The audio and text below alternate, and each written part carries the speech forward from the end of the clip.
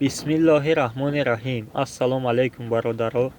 Чӣ хеле ки мо медонем моҳи шарифи рамазон наздик шуда истодааст ва зиёд одамоне ҳастанд ки дар моҳи шарифи рамазон дурӯғ мегӯянд ва дашномҳои қабеҳ мекунанд.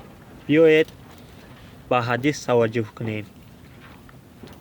аз абу ҳурайра аллоҳ аз ӯ розӣ буд ривоят аст ки гуфт: паёмбари худо саллаллоҳу алайҳи васаллам фармуданд: касе ки дурӯғ гуфтан ва амал кардан ба дурӯғро тарк нагӯяд, барои худованди мутаол ҳоҷате нест ки чунин шахс хурду нӯши худро тарк намояд.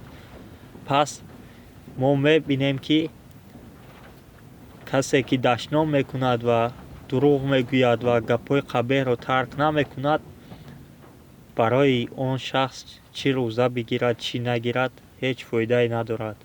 пас бояд мо ба ин таваҷҷӯҳ кунем ва дар моҳи шарифи рамазон аз гапҳои қабеҳ ва аз дурӯғ худамонро эҳтиёт кунем ва